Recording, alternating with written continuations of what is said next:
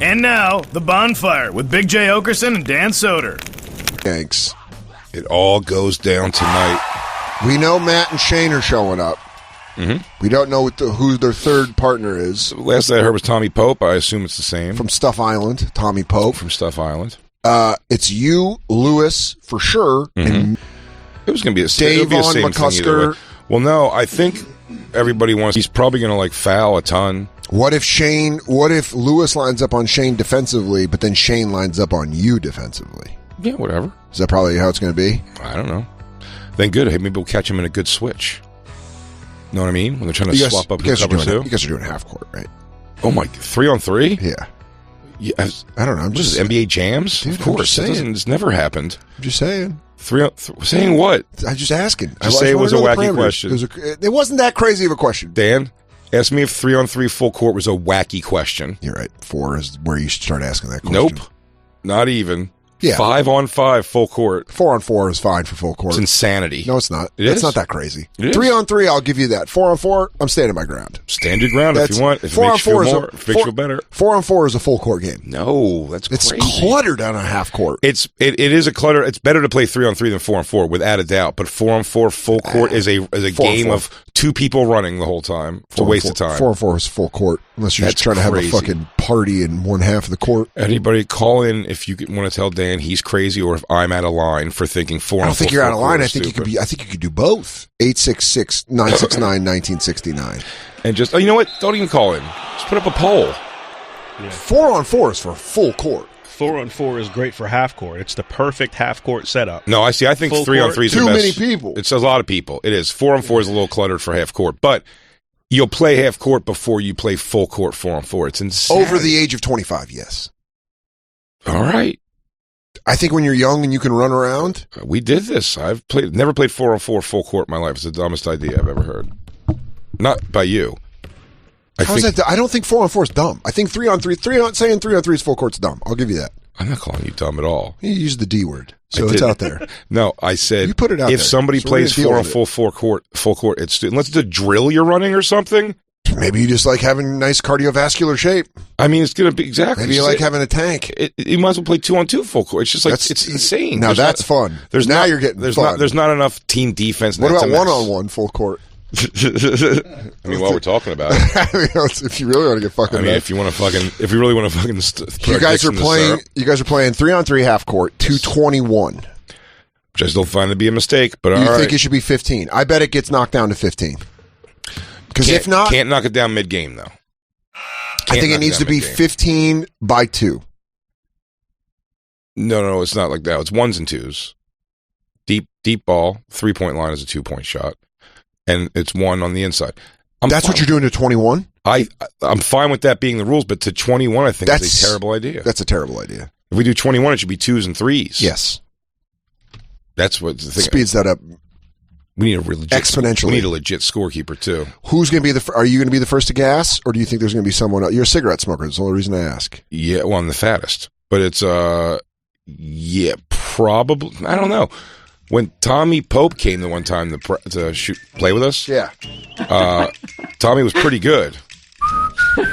Then when Meadowlark Gillis came, and Curly Pope, Curly McCusker. Wow, look who it is! It's Curly McCusker. So first things first, I'm going to throw a bucket of confetti at Tommy Pope. I think it's water, because I will show him that one of the buckets is water.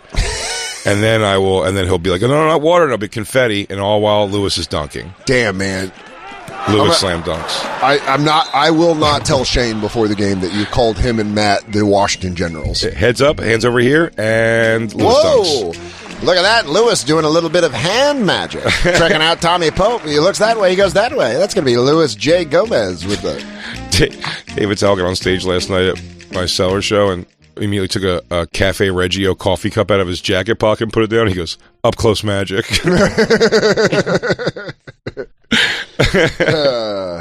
Man, so 9 o'clock, 3-on-3. Yeah, it'll probably come out like in the next day or two for people to see. Are you videotaping it? Oh, multiple camera shoot. Yeah. Multiple camera shoot. Dan doing some color commentary. Maybe. I don't know if... No, you don't want to do it now? I mean, I'll do it. Is it going to be set up?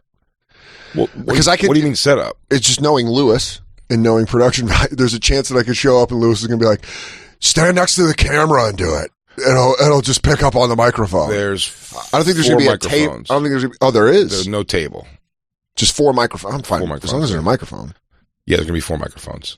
Also, Bobby and everybody's coming over. When we get back to my place, they're going to be there like minutes afterwards. Everyone's going to be like those people. To set up. Yeah. Did you rent out the... No.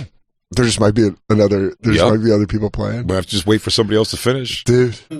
And here's the thing. I told the whole crew waiting for someone to finish. I told him we ain't going to... I told him we're not going to... I told the guy today who's hooking us up, I'm like... He's like, I'll tell the guy downstairs that you guys are coming. Hopefully he remembers to do that. If he doesn't, then I got to start throwing other people under the bus and saying their names. Like, well, Anthony said it was okay. So, and then we're going to go down there, and hopefully no one's down there at all. But maybe it could be packed with people, and we have to wait a little bit. It's a Tuesday on a cold night. I feel like nobody's ever down there.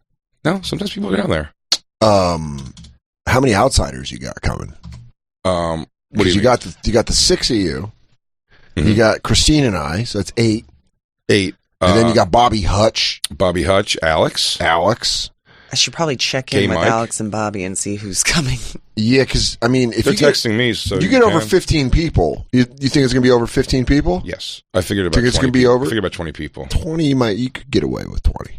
Oh, Bobby asked me if I heard the intro. He did it. I'll listen to it on the break. What? Oh, such great news all around. Man, look at my phone for 5 seconds. Kelly Green Eagles jersey's coming back in 2023. They're bringing it back, huh? Bringing it back. With the full bird with the wings on the sides? It's very possible. I don't know. Love a retro. But, yeah, I got the coolest thing is I got officially happened. Matt Cord, the in-house announcer for the Sixers, to do our intros. Oh, you should have let it be a surprise. Well, they're not going to know. He doesn't say, hey, I'm Matt Cord, the in-house announcer. Oh, yeah. Good point. So... that'll be awesome when you get to hear that. Hopefully we could thump that over the loudspeakers. But yeah, it's pretty funny. Like, we're pulling this off pretty covert with 1 or 2 people in the building being in on it. Yeah. I would have rented it, but there's no way to do that officially because I have to let the guests be able to play. Bonfire context. The 3-on-3 game to 21 by 1s and 2s, which is crazy. It's crazy. For $1,000 each. I think. $3,000 a team. I think so. My question is, are you bringing the money there? Or is it going to be like a stack of money on the side? Like White Man Can't Jump? Yeah. We got to let someone hold it? A big old cash roll? Yeah, dude. Dan, will you put it in your bra? Yeah, dude. I'll put it in my wiener bra. That's what I call my underwear. I don't know if we'll have time to make sure everyone can bring 1,000 cash tonight. That'd be very fun. I'm just saying, it'd be a cool thing if you would have done it. It really would be a cool thing. But it'd also be cool to give it 6K. To give it over on a podcast, maybe. Yeah, you definitely have Matt and Shane on Skanks. We have to give it over and pay them, or get it back, or get the money, or get the money. It'd be Dan, really. I think you have us losing this thing. I think you should pay that whoever You're supposed loses. to be on our side. I'm not on anyone's side. And O'Connor is supposed to be on their side. I'm a soldier without a nation. Damn. I'm inviting lions into my house. Yeah, I'm a soldier without a nation, and so is O'Connor. You can't be trusted like a Joe Exotic animal, dude. We're fucking mercenaries. You're just bringing us in. I thought you were going to bite me. If you lose, you should pay them in gift certificates. Oh, that would be funny, yeah. Like $100 at Amazon, $100 on Apple Outback Music. Steakhouse. Yeah. Like $100 at Starbucks. I'm like, you can return all of this and get cash value. Yeah, if you want to go to the CVS and get the money. Or just that, or no, I'm going to put it all 100% on a Visa gift card. Yeah, dude, do that. He's going to forget for 3 years he has it in there. He's like, oh yeah, I always got $1,000 sitting in this stupid fucking card. And then he's going to move and be like, what's this Visa gift card? Expired. Oh, money went nowhere. Dead cash. Me, Bobby, and Ari put all of our life and running away from all this and never returning home into a $20 lottery ticket we bought at the airport in Detroit. Mm-hmm. Scratched it off in the car. We made all of our plans for becoming millionaires and never calling anyone back home again and just starting from there. That'd be weird, but fun. Canceling the shows. No, we were still going to do the shows. And then never to be heard from again. And then how many million was this for? 2, not even that much. It does not take much for us to get at it. 2 million broken up between 3 people in the state and the guy in the state. This isn't the 70s. No, it's been a couple hundred. You get $300,000 if you're lucky. Yeah, right. That's what I was thinking. But but we could ride on that for a while. You could. You really could. By if the you time we run out, you live fucking out there. By the time we run out, by the time we run out of money, like everybody in our lives will have moved on and assume we were dead or whatever. It's God, like, it's like manifest. When you show up with long gray hair and a cool hat, wise. With Like, there'll a be cane. there'll be spottings of me. Yeah, but then I just hear your voice and you go, still doing voices, huh? Yeah. I haven't heard that. Shh, hey, But kid. I'm a bartender now. I'm just cleaning out a glass. Hey, kid, couldn't help myself when I saw you through the window. I had to come say hi and let you know I'm doing okay. Don't look for me. I haven't heard that voice since 2022. Since before the robots took over.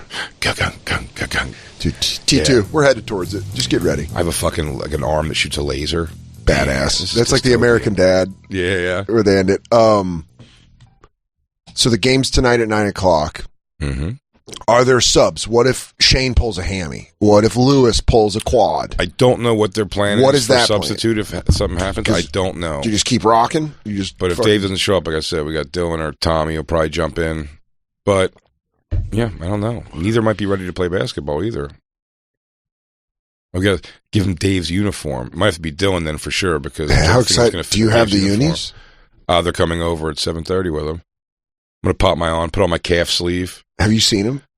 I've seen pictures of them. Yeah, I've only seen cool? pictures. Mm-hmm. Well, it's going to be great if they don't fit. For me, which is going to be very possible. Well, so I'm preparing slightly also to just wear my own shit. Like if they make you look like the fat guy in Teen Wolf? It won't happen. It won't happen. You're not going to see my side folds in a jersey. If they give you 80s fucking... I told him to make mine flowy and big like a 90s player. I want to look like Trell Sprewell. You want late 90s. Yeah, for sure. Yeah, dude, it's been my nightmare. Every time I've played any kind of organized basketball, the things I have to do to a shirt. When I played in New York for the Boston Comedy Club team, I cut the shirt completely down the side and safety pinned it together at the bottom over another shirt. So it looked like I was wearing a marathon badge just so they knew which team I was on. That's so funny. You know the marathon sticker with the numbers? Yeah. I had to make my shirt almost just that. I safety pinned the front of it onto my shirt. I know you. It's like a weight thing from growing up heavy, but when I was young, I wasn't like confident with my shirt off or whatever. Yeah. And I wrestled when I was 5 and 6, and I would wear a t-shirt under my singlet, and everyone's like, "What is that?" Exactly Take what you're that supposed off. to do. And I was like, "Okay." At 5? Yeah, and then I wore it without a shirt, but then I would always pull down my singlet, and you just see my underwear on the side. I took the shirt off of 5 is pretty young to even remember to wrestle? doing that and wrestle, and to remember And to being be insecure. self-conscious, Yeah. I just remember being. I think at 5, I think I used to go to camp and just let my little titties out, my little fat boy titties. dude, for the time I was a molester's dream, dude. Just looking for a father and with my little fat tits. I'll tell you what, you play I small. had pink nips. Yeah, dude, just vivacious. Yeah, I had real soft pink nips and areolae.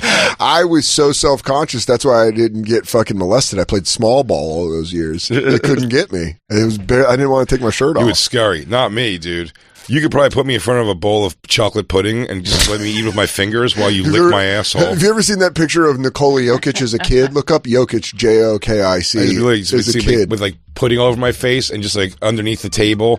I'm smiling, there's an old man sucking me off. And I'm like, "You have the best pudding, Mr. Johnson." Whoa, I didn't know this is how kids eat pudding. Yeah, like this. Look at Jokic. Yeah, that's what I look like. Just chilling. Jokic is just chilling. That's exactly what I look like. Dude, I fucking love it. I love he's got fucking, That's just I set literally on looked him. at a picture of me as a kid. And then I just saw enough pictures like that where I was like, "Oh, Dude, that's my new nickname wear for a you. shirt in the I'm shower." like, haha, that's Big J, a.k.a. Young Jokic. It's your boy. Oh my God, those little boy boobs. That's what I had. I had little boy boobs, little boobs. Yeah, and then that guy is competing with Joel Embiid for the MVP. It's fucking crazy. Yeah, me and him have a very similar trajectory in life. Yeah, dude, you're about to be the Jokic It's all of come this down game. to this. I I had love a it. real fucking hard time trying. I had to get in a wetsuit when I was 12. Yeah, 'cause you're a surfer kid. And I was like a fat girl. We were at like Marine camp. And it was just a nightmare. Let me go to God. self-zipper your wetsuit with that long zipper thing. I also fell out of the kayak, and like 2 other kayaks had to pull over so I could hoist my fat body up. Dude, having a spastic meltdown or a fucking fail as a kid. We went on this like 5th grade, it's Colorado, so they make you do fucking mountain shit. Mm-hmm. We took like a class trip to Cripple Creek. It was like an overnight. Cripple Creek. And then you would do like we went like, cross-country skiing. They wanted to show kids what cross-country skiing is. I had done it because of Nick, my stepdad. He'd make us go cross-country skiing because he was like an outdoorsman, builder guy. We went up, and I freaked out because I couldn't get my, like, you know, cross-country skis, they're on the front. You clip in the front, and then you're like, so your ankle can go up. It's like your whole foot's not locked in. And I couldn't get it in the instructor. And I started getting like huffy, you know? And I just had that bitch energy. And he was like trying to click the ski in. And he's like, going to go without me. And everyone was already clicked in. And I was like, we had like this kid, William Hang or something. He was like a straight A student. And it was like, I was like, I'm sorry about William Hang. And he's like, what? I remember the guy being like, he was in his 20s. He was just like, what's wrong, kid? And I was like, yeah. He's like, fuck, dude. My whole class saw me be a little spastic bitch. I could tell by your lack of reaction when I said Up on Cripple Creek and sang it that you didn't know there's a song called Up on Cripple Creek. You know, honestly, as you said it, I was trying to recall the story while also being like, dude, that's pretty sick. I didn't know that the band sang about Cripple Creek. Is this the band? Yeah, I didn't know that. Up on Cripple Creek. Fucking shout out my 5th grade, shout out Mission Viejo 5th grade field trip. Too bad the band sucks. What? Dude, their version of Atlantic City is the de facto Atlantic City. The Springsteen one? Yeah. It's better. I like when Ed Sheeran did it. Fuck you. That made me mad. You look so pretty in Atlantic City. No, dude. It's the band's version or nothing else. Well, Springsteen wrote it. I know, but his is all sad. Yeah. Do you also Hey, blew up the chicken man, Philly last night. Do you only do Prince's version of Nothing Compares to You? Yes. How dare you? And I only do Jimi Hendrix's version of All Along the Watchtower. Yeah, me too. And I only do Whitney Houston's I Will Always Love You. Oh, dude. You gonna turn on Dolly like that? I love those tits, but I'll turn on her. She's the queen of tit. Titty queen. How dare you? She's your queen. Yeah. She's the queen of tits, dude. Yeah, the band's version rules. I don't know it. Atlantic City? I know the song Atlantic City. Meet me tonight in Atlantic City. Isn't that fun? Got a little accordion? Sounds like a one-man band. He's just doing it with There's his one guy knees. doing everything, and knee cymbals, and an accordion, bass drum. Nah, man. I'm not lying when I say that will genuinely affect the way I listen to the song for the rest of the history. One-man banding? But I still like it. But I still love the song. I still love the song. Up on Cripple Creek, Yep. she did the boom. But being a little spaz is what it's all about. If you're a cool little kid, I hope you're a boring adult. The way I used to throw fits to my father, like I used to lay on the ground and kick and scream. Great. Till what age? Way 17. past. Yeah. Like, till like 27. 47 years old. till like 14. Really? Yeah. Damn, dude. And you know what, though? From your dad's perspective, now that we're adults, he just wanted to get hammered. His wife just died. And he's like... This was before this when she was still around, so I think he was just entertained by the whole thing. He's like, keep going, kid. Yeah. Keep screaming. My daughter looks like a seal just fell out of the water. Yeah. It's always funny because and I was fat, just a fat girl. just be like...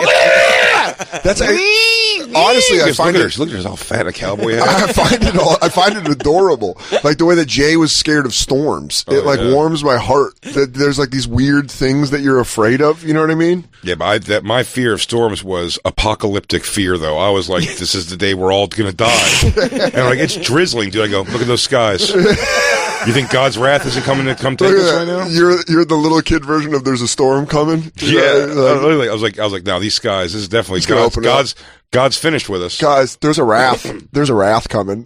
And I have not done all the right things to get myself up to heaven. Dude, I don't know, man. I was scared of the basement. Unfinished I'm basement. still scared of unfinished basements. Turn that light off. I'd fucking lightning up those stairs. Hell no. I don't like walking through my hotel rooms at like 2 a.m. Like not my hotel room, the hallways. Oh yeah, that's those always crazy creepy. patterned carpets. Yeah, I hate it. It always creeps me out. Those when you vanilla, just like those meaningless pictures on the walls. a hard and stuff. turn in front of a statue. I don't know what it is. And then it's another long hallway. Yeah.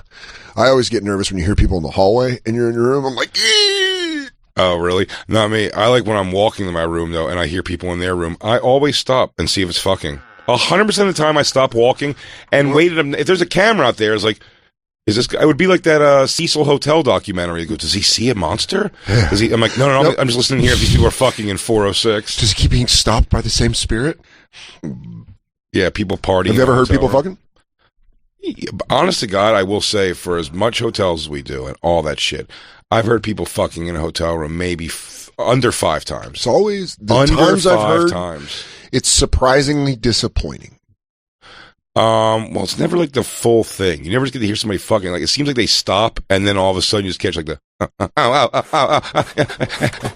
it's like gone again for a while. It's like, do you guys take long fucking like snack intermissions or something? Let's talk. Let's just talk. And it's gone, and that's it. It's only that. And then I go through all the effort to mute everything, and I'm like, oh, is this happening? And then you're like, nope. And then I turn the shit back on, and you, yeah. I'll tell you what gets me to stop every time. A nice argument.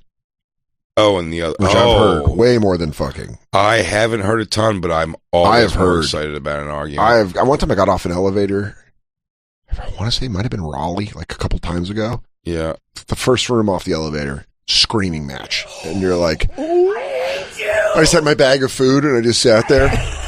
Just being Please leave. Yeah. You're like, God damn, dude. People have to know. I've been in arguments in hotels and I've been like, someone has to hear this in the hallway. Oh, I was gonna say I've probably presented a few of those in my life. That's always one where you're like, someone's probably out in the hallway right now enjoying the shit out of this. Just being like, these guys so I'm like, better make it worth their while because you are a confirmed Nazi. Yeah.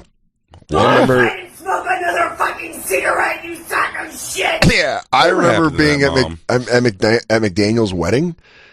I got into an argument with the girl I was dating at the time, and then we got in the elevator, and it was us and RG3, and I was like, "Hey, it's pretty cool. How you doing? You won Offensive Rookie of the Year." So my girlfriend's being an asshole. That's pretty cool, though. Yeah, it was one of the. They'll turn your motor. You're like, fucking bit. Hey, we got off the elevator. I was like, "Do you know who that is?" And she didn't know. She was like, "I don't know." And I was like, "That guy won Offensive Rookie of the Year." I rode like a 50-floor elevator with Paula Abdul. Had no idea. Really? I don't know if I just never looked down that far to see her. She's very tiny, or she's had so much work done. I just didn't tell it was. But we got out of an elevator, and everyone was like, "That was crazy, huh?" It was Paula Abdul. I'm like, it was. Oh, fuck. I didn't recognize her not sitting on a Mexican person bench. When we did... That's right. I don't forget Paula Abdul. I don't forget at all. When we did Clusterfest, I went and met up with Nate, who was staying at the same hotel as Anthony Jeselnik. And I was like waiting for them to come downstairs because we were going to walk to the shows. And the fucking, the Cavs came out of the hotel with LeBron. Yeah. Because they were playing the Warriors in the fucking finals. I remember you saying this to Tom said that day. Yeah, I was like, holy shit. I just started watching them come out. I'm like, wow. Dude, what dorks are we? There was a festival going on and parties and blah, blah. Do you remember we went back at night and just played some sort of a weird we played around the world. Around the world on like in our hotel common room. Yeah, it had like a little basketball thing. It was the largest festival Comedy Central had ever done. They put money into it. Yeah. There was parties around downtown San Francisco. Monster failure. I mean, just complete collapse. I would almost blame Skankfest for kneecapping it back in 2019.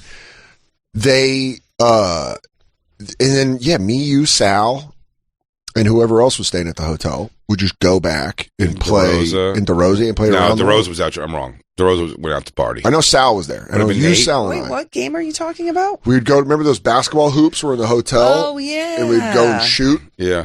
While everyone else was there. What's that? Me and Jacob were there. Yeah, that's right. It was just us. It was just us dorks. Yeah, dude, the real dorks of the fucking festival. What a bunch of dweebers. We're having a party, man. Yeah, it was a little basketball party. We're all getting our second chance now. We're going back to Moon Tower. Some of us not for the whole thing because they have to go watch other comedian shows. Jacob. Oh, yeah. You're leaving on Saturday. Yeah, he's got to get the fuck out of here. Saturday morning. Who are you going to see? Letter Kenny. Oh, yeah. K-Trevin. What? K-Trevin What the is gang. that even? It's an in-ground trampoline. Yeah, he's there. Oh, I know he's there. So Jacob's leave. He doesn't want to hang with us. Where are you seeing him live? It's Jacob, bad timing. Jacob, where are you seeing him? Hulu Theater at the Garden. Oh, okay. Oh. It's the theater. Oh. Instead of the arena. I wish I didn't. I love Austin, so well, I'm bummed, but, you could resell them and tickets. stuff. That's fine. I had a question. That cowboy hat I bought, I can't smash it in my bag like I did my old cowboy hat that I gave to Jam. Uh-huh. Should we mail our cowboy stuff to the hotel? No, you just pack it upside down and pack stuff into it and underneath it. Yeah. Okay. You do that for sure.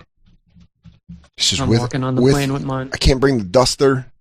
It's too much. Yeah. Duster's a lot. You don't have a, we have an extra large suitcase. You just check a bag and bring it all. I mean, I have a large suitcase. I just don't like, you guys check every fucking trip though, right? Always. Yeah, but it'd be cheaper to check than to ship, probably. Yeah, I could probably just check. Yeah. I get free check bags with Delta. Yeah. I've certainly earned it. Yeah. That hat is so fucking sick. The fact that I got it for $30. I mean, what a score. Yeah, it was What like a a score. $700 hat or She just something. couldn't find the fucking Yeah, tag. I don't know. She's like, just take it. And I was like, it's the only cowboy hat that's ever fit me. That's It was for the real. only size 8 in the whole store. All right, I don't know what I gotta say. Why don't you just tell it's 63 centimeters? Jesus. Yeah. Why don't you say it's, by the way, people have Oh, been, Christine's done it with size 46 jeans. people have been tweeting at me. Apparently now they make snapback hats for big heads. Really? Yeah, they make like extra large hat, dude. And it just always reminds me of freshman football when we had to get helmets and they were like, I was a freshman. So Yeah, they're so like, they didn't want to fit you, so they had to... they found an extra large and then they were like, we got a double XL. And I was like, that's a little much. I don't think we need Perfect. that. I don't think we need that. I ended up using the XL. It was but okay. man, was my forehead red.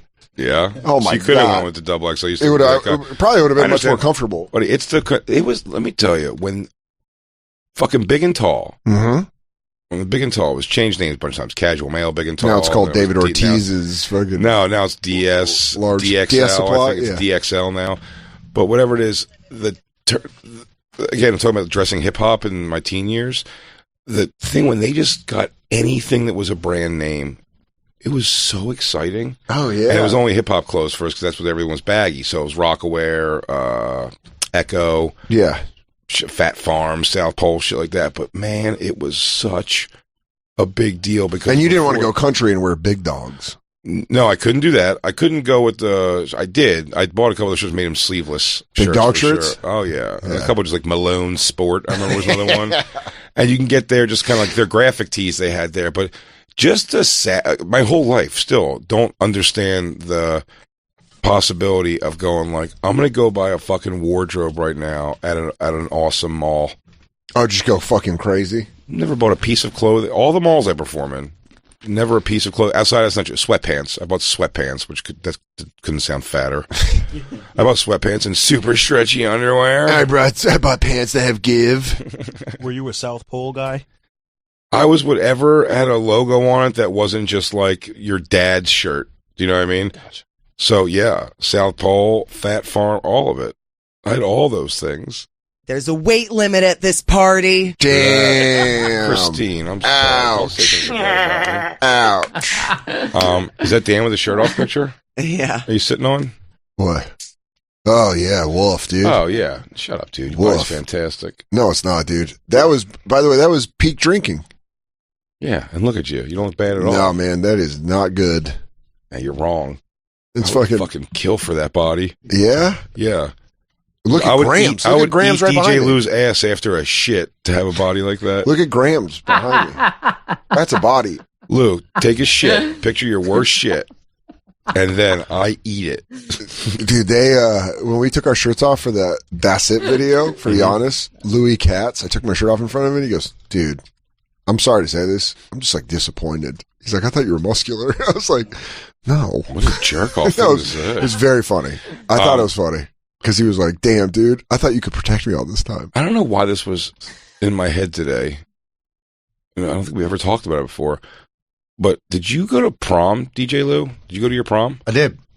What was the night like? What was your prom like? I'm so curious. I like thinking about DJ Lou and just normal young people situations. Yeah. Dude, young DJ Lou. Yeah. Who'd you go with? Your brother?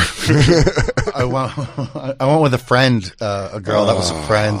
So nothing was going to happen. She was a grade younger, and we all my loser friends did the same thing. We went for a grade lower of girl or even younger. Or even younger. That couldn't stay out late. Like a 10th grader, yeah. And she had to be home by a certain time. Mine was in 11th grade. I'm no pedo guy. Yeah, it's not a pedo, but remember when like freshman girls would grab prom invites? Like the hottest freshman girls would be like, I'm going to junior prom. And you're like, damn, you're playing up. Yeah. You're playing up a couple fucking. That was like a regular thing. That was like a regular thing. What? Someone dating the grades up. Yeah. The young girls. All yeah. the hot freshman girls went to, like, seniors would come, which is 18 and 14. My car wouldn't start, Right? and I filled my car with freshmen and hot 10th grade girls, and they would push it And to start cages. it every time. And cages full of raccoons and He shit. goes, don't mind the critters, ladies. Girls, keep those dresses away from those cages. Those things, if they get them, you're gone. I'm telling you right now, that feral squirrel back there, he eats that corsage. We are all in trouble. There is a point where I cannot help you anymore. My dad says I got to get the van back at 11, and all the critters need to be alive. You not drive the thing. Dad, let me borrow the raccoon mobile. I see. You know, I got a bowl full of gardener snakes in there. I just pulled out of a place yesterday. He goes, I'll bring it back, Dad. I promise. Because I think I found a wombat. I didn't even get over here. I'm waiting for a scientist to tell me what's in that big one in the back. Yeah, but you know the one that's moving beneath the blanket? I can't tell which end is the head, which end's the ass. All I know is that thing is pissed. So you went with a friend. So it wasn't a friend. You were hoping it was going to be more. She just made it clear she was a friend and then never moved on from that. That's correct. That's happened to me. That was my Yeah, same junior, here. that was my junior prom. both Where she my was proms. like, yeah, we're going as friends. And I was like, yeah, absolutely, because I'm not attracted to you that much. And then she came out that night and looked phenomenal. And I was like, I'll do her the favor. And then her friends were like, yuck, what? She doesn't want to fuck you. I'm like, I don't want to fuck her either. Oh, God, I'm going to leave. I just left the party we were at. Dude, I'm like, you're getting home, right? You're good to get home? Okay, bye. I went with my friend Amy junior year, and I think my mom picked me up. she was just a girl. Yeah, your mom picked you up at the party. Mama may pick me up in the Buick. My junior prom was just my friend Amy, and I was like, "Hey, we'll go. It'll be fun." I just wanted to go because my friends were going, so there's nothing romantic, and I didn't expect anything romantic. And then after the thing, where I was like, "Yeah, I don't know. I'm gonna, I'll meet you at the after party. I'm gonna smoke a blunt with Johnny and Carrie," and she was like, "You're smoking marijuana?" And I was like, "Yeah, kind of a thing I do every day." And she was like, I don't even know you anymore. dude, she like flipped out. She was like, "You're not riding in my car if you smoke marijuana." And I'm like, Damn, oh, I that forgot girl's that. got great parents. Yeah, I forgot that her parents were like, she was a youth. She went to like Young Life. Oh, so they're What's boring. that like Christian? Is Youth Life like the Christian thing? So she was like super Christian. And I was like, oh, I didn't know you were down with. I didn't know you were down with God like that. You probably should offer her anal. She would have jumped all over it, dude. Senior year, the girl that was like literally told me, she was like, "If you take me, we can fool around." And I was like, Really? "Let's do it." And then I took her to prom, and then she fooled around with Foo Jack. Really? I think it was Foo. Yeah, I think Foo got to her. Yeah, she goes, fooled you. Yeah. First off, I drove the Strat ass because I had just gotten it. So I drove my own car to prom, which is pretty crusty. That is pretty crusty. But I've seen it, though. It's fine. You know, it's a fucking, I was proud Actually, of it. my 96 Dodge Stratus. You my gotta be senior proud of year, it. I drove Joe's Corolla to prom and then took it down the shore because I was just like going. I was like, what am I doing? Like, I barely knew anybody in that school. I was only there for 1 year. You didn't get- I'm what do you just get, a doing. I'm limo? just going to get the pictures of the prom, and so I can go fuck. Did you go to prom with Cheryl? No, Holly, the girl I lost my virginity to, Oh, you did. brought a 22-year-old. Oh, That's fucking That's awesome. hilarious. I can't believe you were able to bring a 22-year-old to prom. Did any of the teachers be like, "Who's this woman?" It's just like a woman that's like, "How you doing?" I'm like, everybody, this is my prom date lady. Hey, lady, Meet everybody. that's my geography teacher. That's, and that is my that's the assistant JV basketball coach. Yeah, you might know her from your book club. Yeah, you might know her from your fucking trivia team down at the local fucking bar. If anybody wonders later on, this girl's going to slam a snack pack of tapioca pudding onto my little fat dinger. And it's going to melt right into my dick hair. Hey guys, if you guys thought it was cool that I brought a pedophile to this child's dance. Oh, Justin Silver, how dare you? One word text? No. Hello. He wants to know if I can do the show on the 14th. It's like, not to bug you, during work hours. No one knows we do this radio show. They don't know when we do it. They always call us. Even our own representation doesn't know. That's when, The only people that when the know- reps do it, you're like, man, you guys don't even listen, do you? Yeah, and they're like, I absolutely did. You guys The did. show's been great. They I've bring heard all up the a- stuff you guys are talking about, current topics and the day's issues. You guys had Redman on. I was like, that was 4 months into the show. It's been 7 years. Oh, no, but I'm saying it was a highlight for I me. mean, I just can't stop thinking about how good of an interview that was. He really enjoyed himself. You could fucking tell. Anywho, do you want to go cross country 16 times in the next 3 months? The girl that I took to freshman homecoming was the one that or my senior homecoming was the one that I told you, like, drugged me along for 6 years. And she showed up at the Comedy Works show with a couple of my friends. And they were like, I was like, hey. And they're like, yeah, she said she went to homecoming with you. I was like, did she tell you the part where she got a boyfriend a week before the dance? And everyone was like, whoa. I'm like, what, are we not sharing everything? And you're like, I'm talking about you, bitch. You give her later on. He goes, yeah, it's been sticking up my ass. And now you're just going to waltz into my show like you own the fucking place? You're just going to go to the early show on Saturday during a snowstorm. You can't even let me think that maybe you would have fucked you, bitch. All these years later, you couldn't even come to the late show and make me think you wanted a piece. Really? Cool. But you have those details and you're like, I've been holding on to it. I mean, it was like a giant group of people, so it was said in jest, but it was a real thing that happened. And I still took her to homecoming. She was like, I have a boyfriend now. And I was like, City. Her boyfriend, like, didn't go to school? No, she went to a different school. Oh, okay. She's like, yeah, I'm dating a guy, my boyfriend Robbie. And I was like, still want to go to homecoming? She was like, whatever. Guess. We went to the dance, dude. This was the best.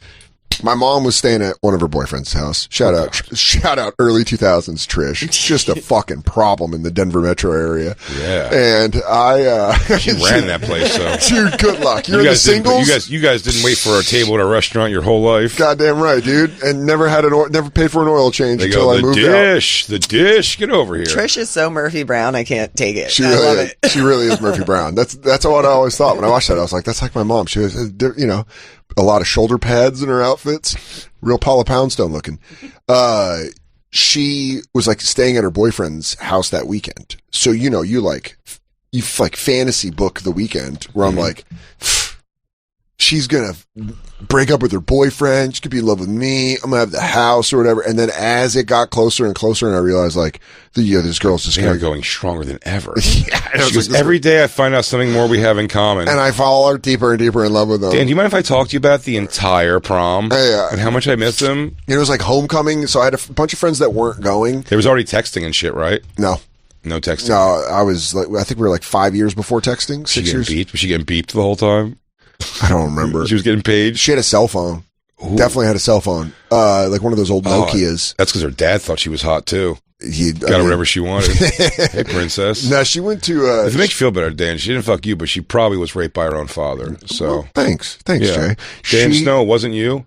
It was her father's dirty hands being all over her young body that's ruined her for the world. It's not you. You were great. Thank you. You were pageantry that night. There was a... So, like, as we got closer to the weekend, I was like, I'm going to be alone.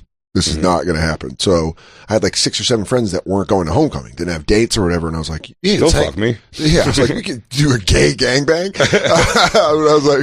I was like, oh, we can, guys, I'm not keeping my dick dry on prom night. One of you's fucking me or I'm fucking somebody. So I'm dunking this thing somewhere. Guys, we're doing a fucking, snake eating its own tail. We're all going to suck each other's dicks. But I had like 6 or 7 friends where I was like, why don't you guys come over? We'll get beer. We had like, and then I'll go to the dance. I don't think maybe if I'm lucky, she'll come back and we'll party. So I still had the idea that like it might happen. And then she's going to see you in your tuxedo. And yeah. Like, in my suit. My God. And be like, who is this fucking debonair guy? So I go. Who's got that suit covered in dog hair? Oh my God. It smells like old cat piss. And so, why is there a name tag on it that says Nick? Why does it smell like ammonia? So we go to homecoming and she's just like, not into it. It's pretty obvious. Like I pick her up and she's just like, yeah, whatever, pictures, let's go. And we like go to the dance and finally I'm like, fuck this, I'm gonna go home, and we leave and I'm like, do you want to come hang out? I'm gonna have like a party at my house. And she's like, I gotta meet up with Robbie. And I was like, oh my God. All right, fine. So I like drop her. So I'm mad. I like drop her off and I'm like kind of pissed. I'm like, fuck this, dude. This sucks. And I go to my house and it's a party. There's like a party going on. I think I've told this story maybe before the show. I go to the front door and it's locked. And I'm like, what the fuck? So I'm like, I start fucking kicking the door. And one of the most dangerous dudes from the year before, who's he's supposed to be gone. This kid, Andy, just opens my door and he's like, what? Like that. And I was like, mad from the thing. Your door. And it was my door. I go, this is my house. And he was like, all right. And we were like in a weird yelling standstill where I was like, all right. I know you're dangerous. I'm not going to make a move on you. He's like, do you mind if I have some soda from the fridge? Dude, it was so weird. It was like this fucking standoff, and then my friend Joey got involved. It was like, no, this is Andy. He lives here, and he's like, oh, what's up? I was like, hey. I was just so mad. I was like frustrated, so it was like I just yelled at this guy. But then in hindsight, I'm like, that would be the guy not to yell at. No. And he just opened my door. But and I was also like, no, dude, prison rules. You go for the biggest guy first. He wasn't even the biggest. He was just the craziest. I love that you're just so mad that you didn't care. I was like, get the fuck! I have my heart broken. Yeah, because it sucks. You really set yourself up for that. Totally. You, like, set and I yourself blamed up to her be- until I got older, and then I was like, you idiot. It was your fault the whole time. She told you the entire step of the way. She didn't spring it on you when you... It's not like she got in the car to go to prom and was like, by the way, I have a boyfriend. No, she was like, hey, dude. She was trying to tell me that she was trying, you know, when you like try to cancel plans, but no one picks up on it. Where you're like, I don't know. It was actually much later than I thought it was going to be. Yeah. That movie. The only movie is playing that late? She was... Shit. I think she was trying to cancel... I wake up early next day, but I should be okay. I think she was just trying to cancel plans, and I just wasn't hearing. You took every opportunity away. Yeah, she was like, well, I have a boyfriend, but I'll still go... I'll still go to homecoming with you. And I was like, okay. Oh, what a puppy dog. Oh, that's perfect. I love that so much. He goes... Yeah, but I'm probably going to have to leave pretty quick afterwards because I'm going to have sex with this other guy afterwards. He goes, that's actually exactly how I was hoping it would go. I have to go fight a guy at my own house party. Oh, cool. I have the most dangerous wigger in the history of Aurora opening the door of my fucking house. I'm having a hard time getting to my own house party. Who started the house party while you My were... friend Joey. Joey Owens, who's in the fucking Campers Face Group thing. Him and fucking... Oh, no, I think he went. He went with his girlfriend Maggie. It was our other friend Joey C. Who fucking just started it up. Dude, I walked in and I was like, there's kids from Eagle Crest here. There was like kids from other high schools. I'm like, what are you doing? That's hilarious. Like what's other going on? school kids. People wearing your mom's clothes. I was like, what the fuck? And I was... Dude, your mom's got the best... Dude, your mom's... the best Murphy Brown jacket collection. Your mom's tits really this big? And you're like, dude, get her bra off you. Hey, guys. They found this in mom's nightstand. So, put that away. Dude, I just remember... Whenever we had parties like that, it was fun, but it's kind of sucked for me because I knew I had to clean up before my mom got home on Sundays. I never had a teenage house party, like a real house party ever, and I never would have. Well, it was fun. Nah. It was fun because the worst part, place, it ain't fun. The worst part about being a teenager is you don't have a place to go. Mm-hmm. So if you can find a place to go, you have a house party, but then also you're like, keep it low key. We do have some footage from one house party I went to, Lou. You could turn it up. Oh, damn, dude. Is this when you were dancing with Little Jay? Yeah, it was me and Little Jay. Started doing and we did like kid and play move like this. Oh, wow. And we did this thing. Yeah. Around with so many. Damn. Usually there's another guy, and then we both split. And then we pop up, and then we do this thing. You guys probably had to punch your way out of all that pussy. Yeah, and then the girls started battle dancing back. What? And then we ended up I think we all had sex. Damn.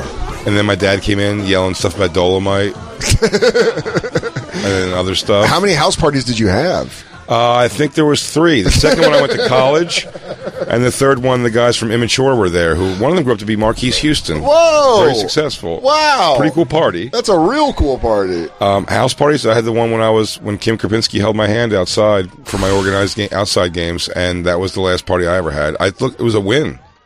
Kim Krapinski held my hand that night. It's only downhill from there, dude. It's only heartbreaking after that.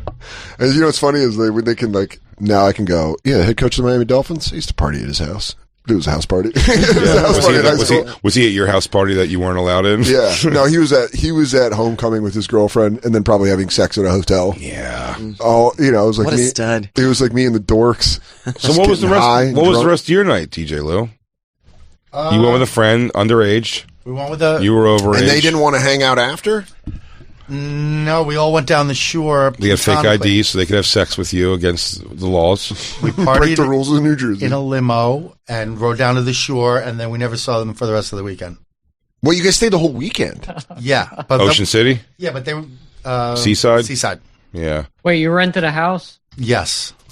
And they were in the house how also? big? With you. How in a different house than we were. But how big were your plans when you get that house? You know what's funny is when you're that age and you come into a house, it's really the only time in your life you check the bed for fucking. Where you're like, oh, okay. Because as you grow up, you're like, no one does that. I had friends that did the beach house thing. It never made one lick of sense to me at all. Oh, I think it makes a ton of sense. No, I'm sure. Just to get drunk. Exactly. It was like getting drunk and just sitting on a beach. I don't know. I just didn't get it. God, that's awesome. But then again, there was also like parties at night and all this kind of stuff. It wasn't my thing. Man, when you're landlocked, really all you have is a Taco Bell parking lot.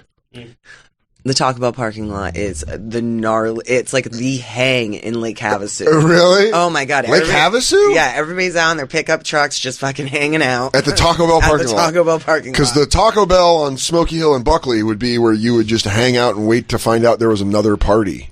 Yeah, I'm an antisocial, I think. Were you just at home on Friday and Saturday nights? Oh, in high school? Yeah. Yeah. You didn't like try to go out, go to parties or anything? I don't think I was invited to many of them. And then when I'd go, I felt very out of place. What about like your group of friends? You didn't have like your group? They would come over and play video games and draw. Draw?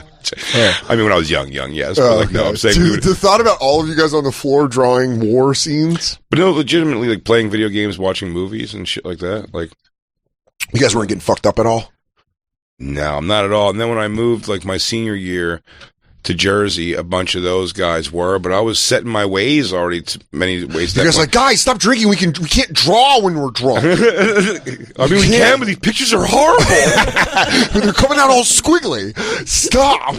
You guys are fucking up all these drawings. I told my mom we're doing art. Guys, how am I supposed to show her all of our pictures? Oh, keep in mind also, straight through high school, almost actually 100% of high school, like many times, my Friday and Saturdays were locked up till midnight, 1 o'clock in the morning, babysitting for your mom. So and Joe. People were able to come up. So I had friends that would come over, and would you just go out? You would just go out into the front and hang out with them, like them parked.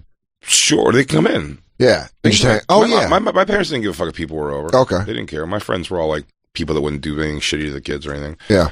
So, we could order pizza and just fucking like chill. My friends just would be willing to come over and just chill and laugh. And listen, maybe that's why I'm funny. I had to be entertaining because I had to get people to not go party on a fucking Saturday or Friday and come over to my house and then be like, oh, and at midnight, by senior years, like at midnight, you could be like, oh, maybe we'll hop on age, sex, location, chat and find maybe there's a fat girl who will tell us to come over to her house. Oh man, that's a good point. You had to be the host. You had to like host and like bring people in. Why would it be funny to hear me talk about this movie we're gonna watch?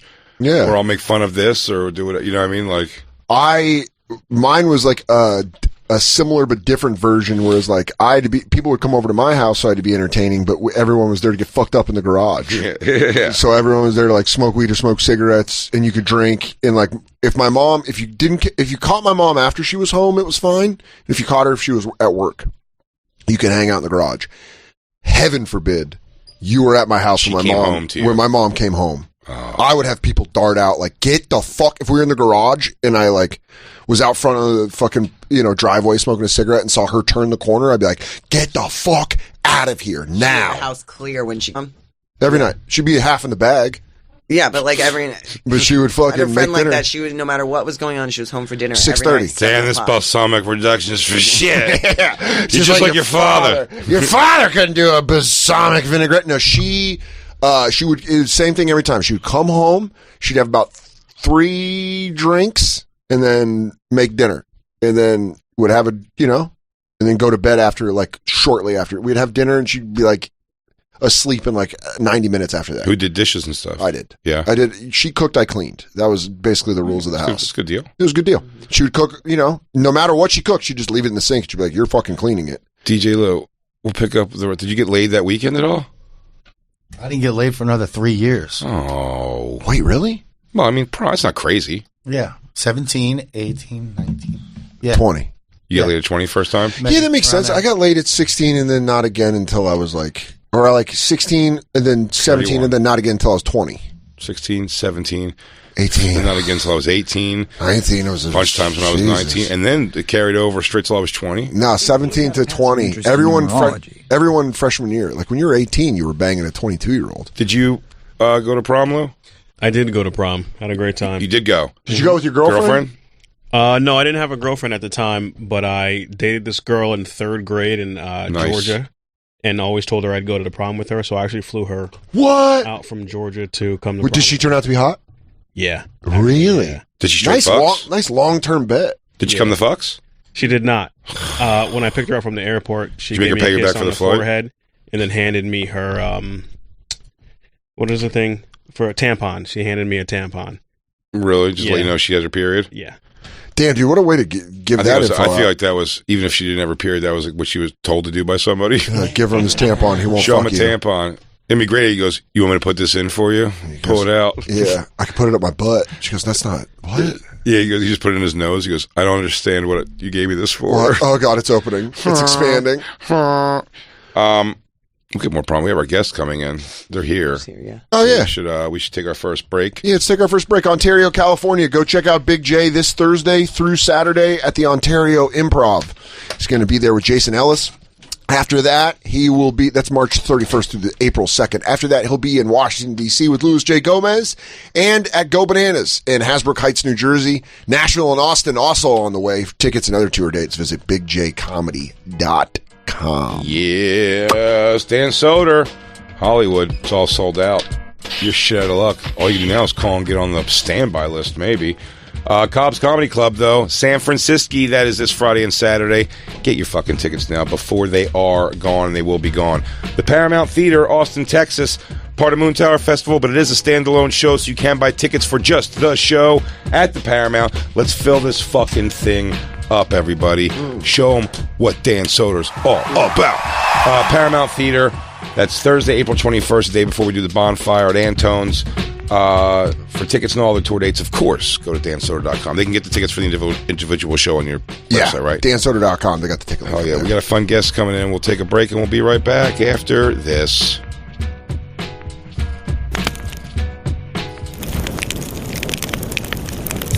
Hey, we're all special, right? Yes. Right? Yes. Everybody's unique, and Helix knows that. So they have several different mattress models to choose from. They got soft, medium, and firm. They got mattresses for cooling you down if you're sleep hot.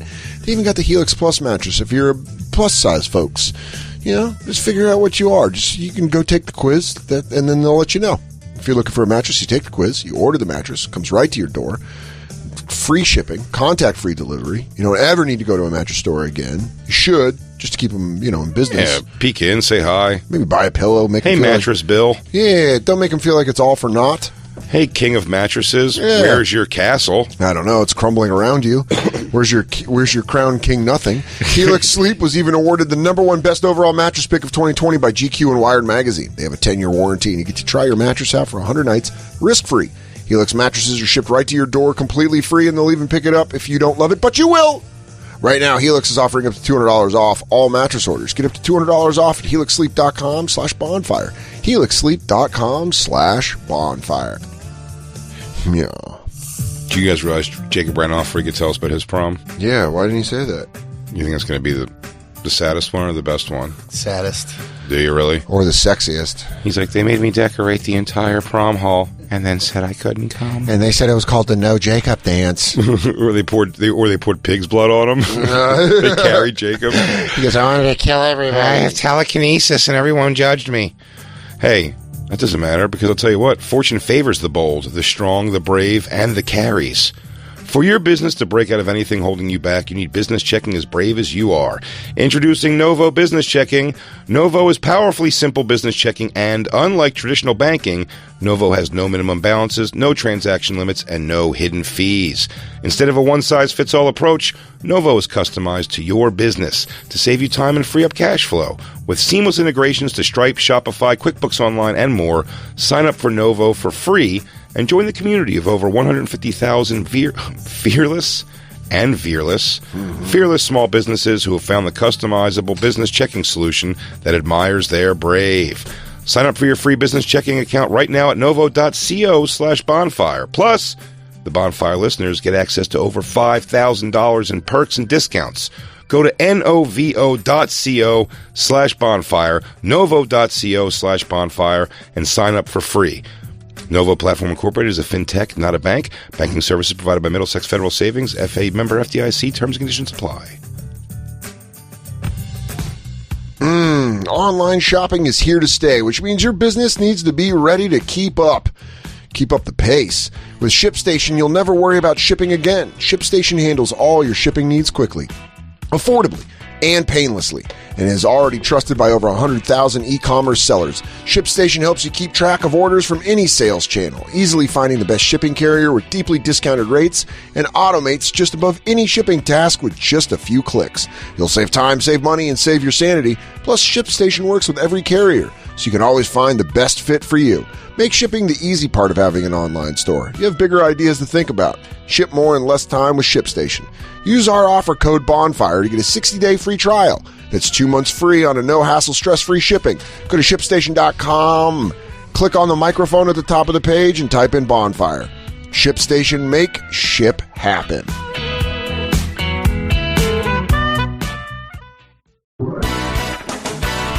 Yes.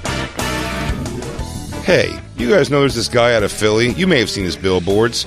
I hate Steven Singer. Well, Steven Singer is actually a jeweler.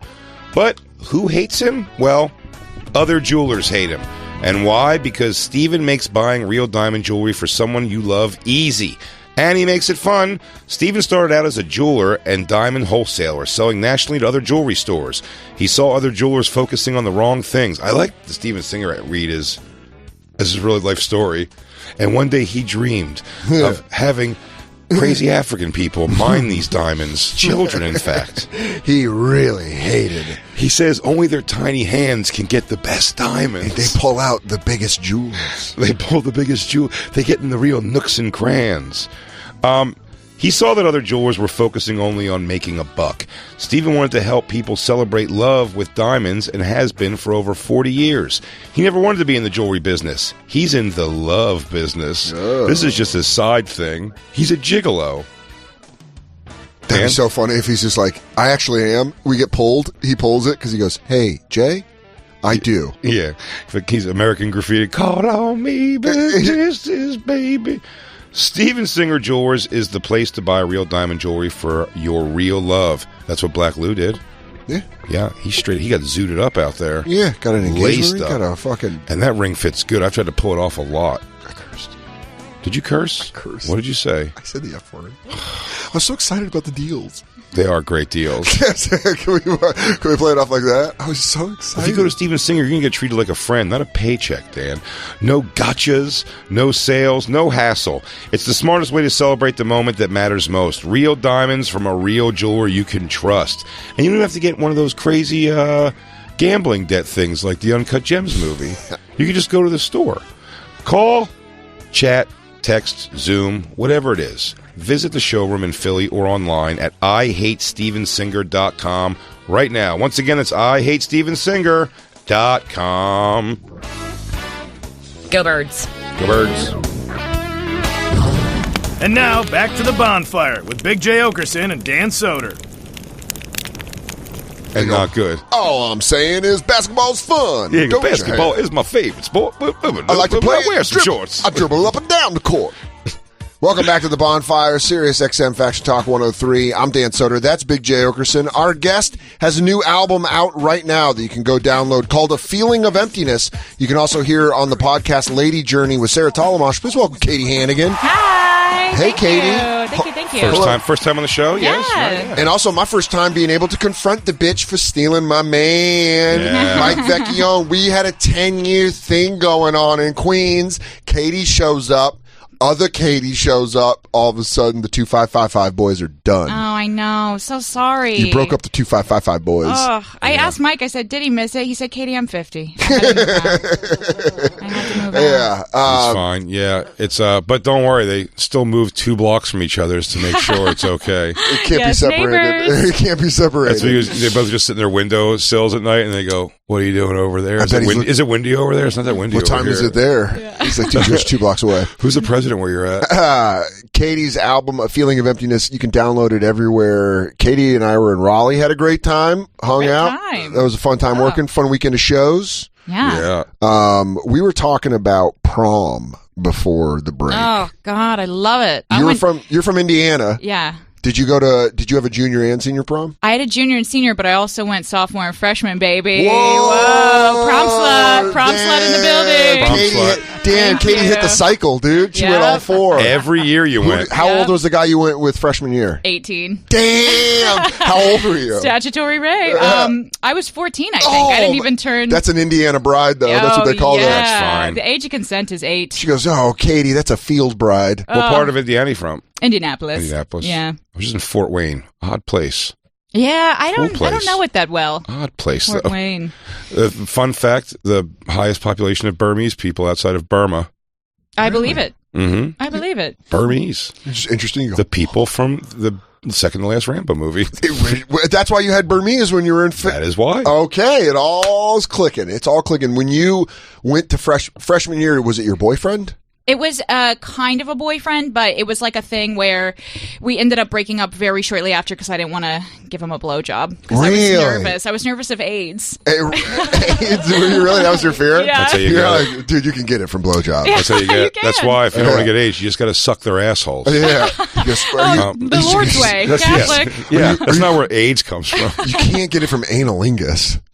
Rim jobbing. So freshman year, you go to prom. He's a senior. Yeah. And then you guys don't hook up, and then he breaks up, and then sophomore year. But wait a second. I was going to say, do you feel all 4 years, at least on the guy's behalf, sex was expected and you had to figure out how to finagle your way out or be okay with it? Was it like a sex escape room? That's what I was assuming every girl. That's why I always found, a riddle. not to interrupt the answer, but that's what I always found was interesting about doing the prom shows, the comedy prom shows. Yeah. Oh, I did a few of those. I did a zillion of those, and it was definitely, you could see the audience. It's the guys are usually the ones that are drunk, problematic drunk, or just the shittiest, like, heckling audience members because they were thinking they were going to get laid possibly on this night. They couldn't believe when they asked this girl, and then she goes, "Great idea. Me and the girl's parents are all paying for us to go to Caroline's at 2 a.m. You're just battling sexual frustration. That's exactly what it is. Yeah. You see, and you get. By the way, I used to do okay because I would play to that thing that was happening. I'm like, I know, guys. Like, well, you picked the wrong girls, I guess. Turn it on them. I mean, good for you, girls, for your the parents. girls. But I mean, dudes, this was not how you wanted to. At the end of this night, you didn't picture like, oh, and then I'll watch some fat idiot yell shit at me on stage. And also, the girls loved the shows because they were like... They loved them. They loved me. Yeah. I said, ladies, who's a virgin? Me. Who's going to stay that way tonight? And they're all like, me, God, please. But they were like, the girls were always like, this is part of their party still. They're out, they're enjoying the comedy show, and the guys were always just like the most like drunk, like, yeah. Fuck, man. And I know what you think. They probably pay the comedians pretty good money to do that. Not at all. They also, give you $10 to $20. Yeah. Oh yeah, really. You also, guys got paid?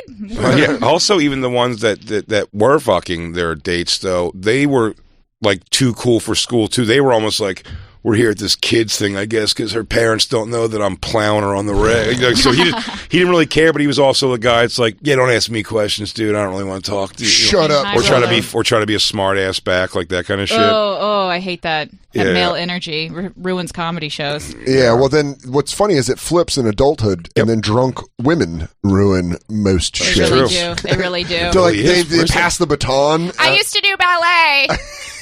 Talk about ballet. Where's that shift? 30? Yeah. Oh, yeah. I 30's think it's up. when your dreams die. You're like, Yeah. oh, I'm not going to have a career as a singer. Yeah. Let me fucking bother this woman. Donnell Rawlings, they have a video of him say like a comedy club. It's a comedy club meltdown, which seems a bit dramatic for what it is. But like he's arguing with some lady in the audience, and like I don't know like who's right or wrong or where it goes haywire, so I can't say she's wrong. It's just like when you hear the voice in the audience, it's just you could already tell everything about her just from her going. He's like, "Who are you, bitch?" And she's like, "I'm a person who paid money to sit here and be entertained." It's like that kind of shit you hear coming. Like, oh, even if Donnell's wrong and in like engaging this, like this chick does suck. Yeah. People get like an attitude like they want to be treated like royalty when they go out. You know, I remember I used to work at Applebee's, and it was like everyone just thought they were the queen. Of Applebee's. Come to go table for 4 Yeah. for Her Majesty. Yeah. And make that mudslide a little strong, hon. Oh man. I don't make them. I'm the seater, and I'm working alone. I'm a hostess, and I'm double sitting every waiter that I don't like. Oh, getting called hun. Oh. I used to get called big guy Oh, and champ by guys. and boss. Yeah. By the guys. Yeah. That's the worst. They'd be like, "What's up, chief? Let me get 2 Patron margaritas." Hey, like, guy. And like I was supposed to be like, "Oh my god." What's the most insulting You may have already told us. I don't know. What's the most insulting getting your attention name? I was in the thick of it. No, waiter's not bad, but I mean it's not great. When the housing market collapsed and it was all Europe, rich Europeans coming over, this guy hit me with the boy. Oh, boy, and I went what? Yeah. And he went boy, come here, and I was like, what the fuck? What's up? And he's like, boy. Water, no gas. And I was like, oh, you're fucking European. Wow. Yeah. Boy. Yeah. I don't know if you need to be from this country, you don't have to call somebody boy. I don't know, man. It was fucking wild. I never got that. I never got little girl. Little girl. Here, little girl. Thank heaven for little girl. Well, as a girl, you must get the princess, sweetheart. Yeah. From the guys. Excuse me, right? beautiful. Yeah. Oh, yeah. I kind of like it. I'm like, well, hello. Okay. Don't mind if I do. I think that can go either way. I think there's some people who don't mind. They're kind of yeah, I think it's kind of charming. It depends on the guy, I guess, if he's like a creeper. Well, it's also the condescending thing. It's like sweetheart. What do we, so you can tell when a guy's being a dick versus hey, excuse me, trying to be charming. Excuse me, princess? Yeah. Yeah. Pardon me, princess? Or you go, princess. He's calling a dog. Yeah. Princess, here. Princess? Yeah. Princess. I mean, compared to I've had a guy come up to my ear and be like, Oh. I love a princess over that. Or, somebody, you feel like a phantom hand grabbing your ass. You're like, what? Damn, really? Oh, damn, yeah, dude, waitresses take it, man. Because as a waiter, you can, you're Yeah. a man. Yeah. They're assuming you'll fucking probably get physically violent. A woman, they how many times did someone touch the small of your back? Oh, it happens all the time. I used to watch it happen at Dos. I would just watch a guy walk up and be like, hey, with that bill? And then you just see the fucking... Yeah. The arm come out and be on their small back to guide like a you. Murray Hill personality type that does that. At this point, my new hand thing behind, people don't feel it happening, but I'm full fist or lobster claws behind their back. I'm just I don't know. I just don't know who to touch or put my hand on who or where. I like that. Just excuse me, something's wrong. No, it's just something to do with my hands because or if not, I'm doing this behind everybody, which is just as weird. So I just kind of do things with my hands Yeah. Sir, I'm like a finger just out, just penetrating. Woo. I like to give him the Jimmy Snuka, just all the way on the side. Hands up here. When you went, so you go freshman, sophomore year to prom. Yeah. It's crazy to go all 4 years. Yeah. Did you know it was crazy to go all 4 years? Indiana home run. Did you? Yeah. Were you suck it, you ugly bitches? Yeah. I'm going 4 years in a row. I was the cycle. of course I'm going to prom. I'm a freshman. Did you ever reuse a dress? Were you freshman year? My mom made all of my dresses. My mom made every single prom dress that I had. It's the most Indiana thing you've said. You're Pretty in Pink. Yeah. She really did? She did. And was it hype up to the prom for a month? She's in the living room sewing, watching 60 You know who else did Minutes? that? Carrie's mom. So. Yeah, we have a lot of similarities. Yeah. A lot of lamb's blood, a lot of screaming. When you killed your mother with mind scissors. Do you still have your dresses? I do. I remember I tried them on a couple of years ago, and I was just with a bottle of wine. Yeah. After a breakup, watching Bridesmaids. Mascara coming out of the face. Yeah. I still got it. I still fucking got it. No, I couldn't fit in them though. I was sad. Oh man, that's got to be a thing where you're fuck you, life. Oh. You couldn't fit in your prom. What are you, a tadpole in high school? You're tiny. I was small. I was a little small. Look at Black Lou, dude. This is Black Lou prom. Look at Zoot Suit Riot. Whoa. Damn. Heidi. Oh, we already said this. Cab Calloway. By the way, put these next to each other. Absolutely. Black Lou, when he was younger, dressed and looked like the guy who they think killed Tupac or Biggie. Did you shoot Biggie in fucking Los Angeles? The cop? He was the cop. He was the cop who... The sketch of the guy that shot Biggie in L.A. Damn, I didn't know Black Lou killed Biggie or Tupac. I can't remember which one. It was Biggie. He was involved in both? It might have been. Junior year, did you go with the same guy or was it 4 different dudes? It was 4 different dudes, but by the time I started junior year, I was smoking pot. So I went with a group of friends. I was cool. So we were all stoned out of our minds and just laying down. I put my head out the window because I thought I smelled like pot, and I just showed up with my hair was like a mess, just falling all over myself. Your date had to be a senior, though, right? It was always a senior. No, my date was, I think, not for junior. Yeah, we had upperclassmen. Yeah. If you were a junior or senior, you got to go to prom. Yeah, that's what we did. You go to prom Two twice? separate proms, right? There's a junior prom and a senior Everyone prom. was mixed. It was everyone together, but you had to be an not ours. upperclassman. There was a junior prom and there was a regular. Oh no, yeah, ours was mixed. I think ours was juniors and seniors. It was upperclassmen. Yeah, it's Midwest shit. The Indiana Roof Ballroom. Oh, so classy. Oh wow. Oh. Did it turn? What were your themes? I don't remember having themes for the prom. I remember that I don't remember ours, but I remember there was one. I just don't remember what. I don't think it's always like Under the Sea. Yeah, that's all. I was probably too cool for that. I was probably like, sorry, I'm on drugs. Yeah, I'm doing hardcore. I'm doing class 1 narcotics. I'm on pot or whatever. Yes. You went friends. So you went with a junior. Was your date? No, actually, it was my friend who was a senior, and I think we just went as friends that year. Like that's got to be established. You're like, we're going as friends. He tried to dance with me, and I was like, no. And then he died. He died like a few years later. So I always regretted it. I'm like, I should have blown him. Is that why when you wake it was because of that. It was because you didn't dance with him. That was the exercise he needed. that would have been the time that stopped him from his untimely death. And now, he's like, you want to dance? She was like, no. He goes, maybe I'll try heroin right now. Maybe I'll go see if I can lay down in the middle of the street and cars can drive over me. He goes, you know what? I'm happy she said that. I'm going to start taking to risky base jumping. I'm going to get into chicken.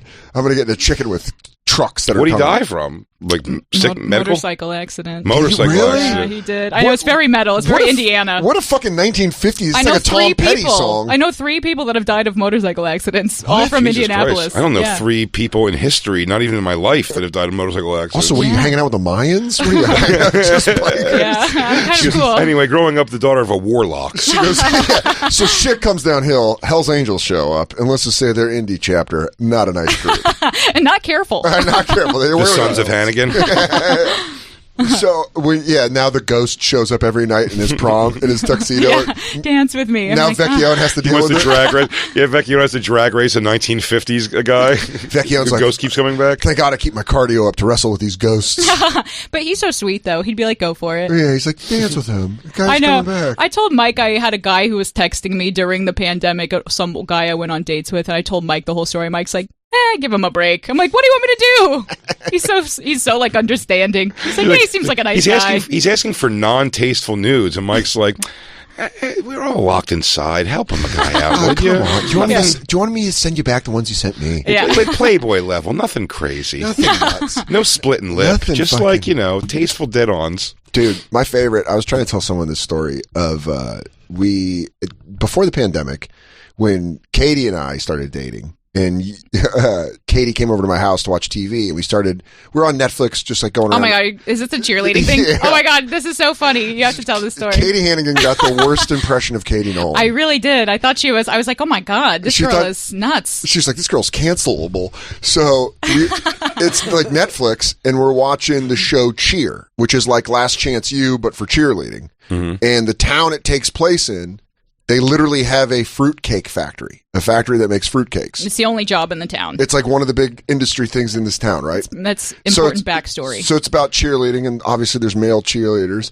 So we're at home, Vecchione, Katie Nolan, and I, and we're all watching this thing. Katie's doing spots. Katie Hannigan shows up late after doing spots, and we're like mid-episode 2. And we're like, oh, jump in. It's a show about, we're like making fun of it. We're having fun watching it. And so we're watching it, and like a couple of the male cheerleaders show up, and they're like, and then Katie Nolan just goes, all right, whatever. Maybe they get jobs down at the fruitcake factory. And Katie's like, I thought it was homophobic. She's like, what kind of old school homophobe is Katie?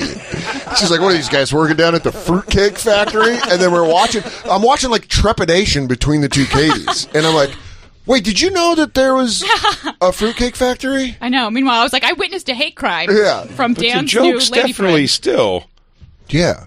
That it was good. The double entendre there. But that was the double entendre. It was the double entendre. But she was saying she's out of just nowhere. She thought she was being like, what is this, the queer fucking factory? Yeah, that is weird out of the gates. So it's funny watching Katie be like, what the fuck's up with this chick? It's like somebody dropping an N-bomb joke really quick and beating them, and you go, it was funny, but we have to know each other. I have to realize, I have to make sure you're not doing this right? Like with elbows in my ribs. She goes, but seriously though, right? I'm like, no, not that. Just watching Katie be like, I guess they could go to the fruitcake factory. If that's a thing. And then I'm like, and then I paused it. I was like, oh, you don't realize what had happened when we explained it to her. She's like, because they never brought it up again. It was just in episode 1, and then they keep going and being like, do you think you think when the people are driving on their jobs in the morning to the job at the fruitcake factory, that they drive by the cheerleading practice and they go, they say our place is the fruitcake factory. It looks like they opened up a satellite fruitcake. He goes, I didn't realize there was competition in town for fruitcakes. Yeah, you have to be like a certain type of person to be using fruitcake like liberally like that. Like, Yeah. Just be like, what's up, fruitcake? Because it is an old school kind of homophobe very old, term. yeah, it's like, what is this guy's a fruitcake? he is chipper and fruity. Yeah. What are we in the It is 50s? funny how they do hit your ears. They're like sissy. I've always found to be like an aggressive one. It's just Far bad. more than faggot. Because I've always heard that word more in context of like not a hate crime, but like buddies talking shit to each. Do you know what I mean? Yeah. But like I've never like someone's like goes, that dude's a sissy. It's always been like in an anger. Yeah. Like, yo, is this dude a sissy coming at me? You're like, Yeah. Oh, but women are strong. Women's Month. She looks to Christine. Christine. Solidarity. Yeah, solidarity's the lady. Christine's them day. Yeah. Sorry, Christine, you didn't hit an Indiana home run. Maybe you get 4 proms in, and you could celebrate Women's History Month. Any prom. Did you hook up after any of the proms? After my senior one, I did, but my boyfriend and we had been together for like a year and a half at that point. Oh, so it's old hat. Yeah, I was a slut by then, for real. I think my prom was like my second or third time having sex with that girl. Jay took a 22-year-old. Oh, Yeah. wow! You got molested. He got a school-sanctioned molestation. And I'd like to say I was a pretty young 17. Yeah, I was a fresh 17. I didn't know what was going on. She was putting her 22. old put tapioca pudding on my dong, and I was like, "This is weird." So she would, just to get it, there's like the pudding, right? And then you flip it upside down. Yeah, Abe Lincoln had my dick with it. And then she popped it on. You had to be very hard to pop through that top. No. She didn't make me bust through it. No, she took the aluminum foil off there, and she's not a monster. I thought she wanted me to punch like a Capri Sun with my dick. Yeah. I was like, how fucking rock hard? Yeah, it's 17 That's a hard. crazy food to get involved in sex. It's like a grandmother dessert. I said those little very clear, not seeable balls of tapioca. That's what they're called. Of yours? We're in my Pubes? like pubes for days. So you look like you had fucking like flashy pubes. Do you wish it was chocolate? Yes, I could have seen it better. Yeah. Also, her loving the flavor of tapioca to be like, No, but it was so not sick. So she slammed it on there and started like licking some of it off, which was I remember making my wiener do like bouncy things, which now is like sort of flicking tapioca like around. Making it worse. Yeah. It's making it Where worse. did this and happen? then very quickly she's realized, she goes, "Oh, it's like my body was too warm and it's summertime, and I'm it's just like melting. It's just like melting quickly in the room. Hot it's like tapioca. right. So it's running in through my dick hair and my ball, and then she was like, even like, oh, it's like melting. We really can't do anything with this. Like, you have to take a shower, and I had to go get in the shower and like rinse it out. Oh, I was picturing you did that in the cafeteria. yeah, on a bench. During the prom. Do me right here. We snuck off. It's pizza day. Everyone's distracted. And again, I was just out of the mix of cool kids enough I couldn't tell you if anybody fucked that prom. I don't know. I would have said that nobody was. When I started fucking at 17, I guess it was, I was like, I was rolled into school with like, guys, if you have any questions, I'll be here all day. I did it. And they were like, I think a lot of them were kind of like, yeah, we don't fuck these chicks. Like, I fucked so-and-so and so-and-so. I'm like, that's happening here. I had no idea that was happening here. I thought all these people were good boys and girls. Wait. I thought you guys were lip kissing. Did you guys get tapioca on your balls? Yeah. How did you wash your tapioca out? I was a good boy. Yeah. So you're like, wait, but everyone else was supposed to be good boys and girls. I was so upset and by the way, that was the funny thing. When we made our move, our neighborhood was broken up by, it was up the hill and down the hill. Mike actually knows this, Becky. He used to go to the Italian-American club that was on the divide. He used to like to go and play a little pinochle with his old Italian buddies. Does that make you fall? Sweet. Yeah, it He makes you knows fall in that. love more with them, doesn't It's it? the best. So he would, so I lived in this down, and one time, like all the down the hill kids were like not even necessarily tough, but they were just like the kids that ran around the street. Seemed like their parents didn't give as much of a shit. Yeah. The latchkey didn't have any kids. responsibility, but I was a latchkey kid, but I had responsibility a lot too. But I was like, we wanted to be this. We gathered up a bunch of kids from up the hill, and we're like, let's just go hang out down the hill, just walk around and do what they do, except none of us smoke or anything, and drink. Was go walk around, and then we walked around, and they saw there's no shit talking going on. They just saw us and started like shit talking while we were there, and it's that point that I realized, I go, This is a bunch of other good boys I've gathered here. We're just all good boys. And then they started following us. And they had older kids with them. They had the kids that were not in high school even anymore. Wow. With like adult beards and Mustang 5.0s. And they were just like following us. And I was so terrified. And that's what I said. I've told you that story where I called everybody back because I was the slow one. Yeah. They were all getting away. And then the people chasing us were getting closer to me than I was to my friends. And I was like, and they were doing this, but I could hear them saying like, yo, man, we just want to talk. But they're not, they're fucking with us. Yeah. But I was like, oh, okay, yeah, guys, they just want to talk. Come back. And they couldn't leave me. Sounds like the outsiders. And they couldn't leave me behind because they're all good boys. They couldn't tell my mom that they left me behind. We're all good boys and they love Miss Terry. Damn, dude. You were the Soch. I think you were the Soch. No, we weren't picking on them. They were picking on you. Us. They were the Soches. We were the greasers. Oh my god, dude! The thought of you just being like, "Oh man, you guys aren't good at all. You guys are bad." just names were always like, "Oh no, they're gonna beat up me and Mike Mashenka." Yeah. Mike's a sweet boy whose name I couldn't spell if you gave me 5,500 tries today. Yeah, Mashenka. I'm telling you, what is it? It's not spelled like Mashenka either. There's a lot of Y's and stuff in there that multiple. Like Christina Hutchinson. Christina. Dude, yeah. That Indiana, I mean, you were dating motorcycle boys. You were dating the bad boys. Oh, yeah. Especially after I started smoking pot and I went over to the bad side of town. Was that where you started hanging out with the bad kids? Yeah. But, I remember I would go to, like, these parties. I was like, oh, my God, I'm, like, really cool. I was just, like, in someone's trailer with, like, 9 people, just, That's so funny. Passing a blunt around. So are you going to wear a helmet like a pussy? Yeah. She's like, I like danger. I love it. I'm 16-year-old Katie Hannigan. Yeah. I live for danger. I'm cool. Did your parents have a problem with, like, My parents were busy. My parents were fucking trying to hold it together. Really? So they're just like, here's your dress. We made this. Get out of here. My mom was making the dress at nights, and then, she did make the dresses. It was great, but my mom was like working nights at the emergency room, so my parents were not around a lot. Do you have siblings? I have one brother. Younger than you? Younger, yeah. And were you babysitter? Yeah. It's something I mean you had a very similar, my parents, both, my mom and step-up, my mom finished up college when she was 30. Or, when she went back, and my stepfather started a little bit after my brother was born. Mm-hmm. And because they were both just like working regular jobs, and they were like, I guess we got to do something. And they became respiratory therapists working in like emergency rooms, and they did like 12-hour shifts. So I just had a lot of responsibility. So I was a good boy because it was just like. You had a lot of responsibility. And my friends were the kids who were like willing to be like, well, I don't go hang out and drink and smoke. I'll come play video games and hang out with you and your baby brother. Oh my God. I was a bad girl. I was doing that, but I was also being bad. You're like, I'm babysitting, but then I go Harley riding and pot smoking. Bye. Yeah, that's what we were doing. We were definitely trying to get our dicks sucked and do all this stuff. But like, you're all teenagers. Yeah, the bad kids, it was like 8th grade. All of a sudden, my friends were like, yeah, we smoke weed and we finger girls. And I was like, whoa. Whoa. Yeah. 7th and 8th grade, I was like, we're 12. Yeah. That's You're a going lot. to get nicotine inside of them. Yeah, I mean, I was smoking. Yeah. What are your yellow fingers going to do? That's the good boy take. Were you guys hoping on the good boy take?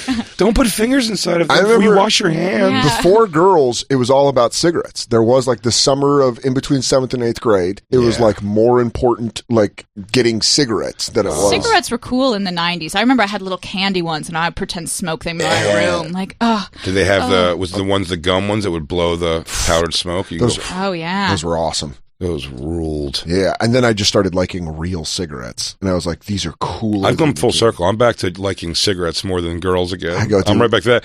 I just go candy ones. I go outside and smoke, and I go, you don't ever complain about anything, and you're always here. You don't tell me I'm acting weird. Yeah. You don't ask me what's wrong. You sit and watch every Sixers game with me.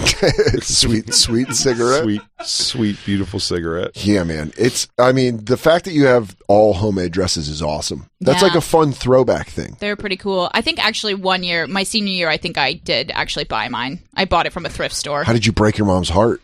I think she just didn't have time that year. She's like, I can't hem. But my mom made a lot of my clothes growing up. My mom would make me wear like these weird Little House on the Prairie like bonnets and stuff that she would make because she likes fashion. That's her hobby. Yeah. She likes fashion of the 1700s. Yeah. She goes, I stick with the Mayflower cabins, era. Yeah. Those are my prom dresses. She goes, I like settling the West. Nothing later than that. Nothing. I don't want to do anything later than that. Should we take a break? Yeah, we got to take a break. We're going to come back for a little more time. Yeah, we'll have a few minutes. We have a few minutes to hang out. Katie Hannigan's album is out now, right? It's out now? Yes, it's out. Go stream it. Go download it. A Feeling of Emptiness. She's hilarious. You can also check out her podcast with Sarah Talamash, Lady Journey, available wherever you listen to podcasts. It's a good lineup. Yeah, I love Sarah and Katie. Both hilarious. So go check out their podcast, Lady Journey. And we'll be right back on the Bonfire. Ta-ta. Till then. Just for a little.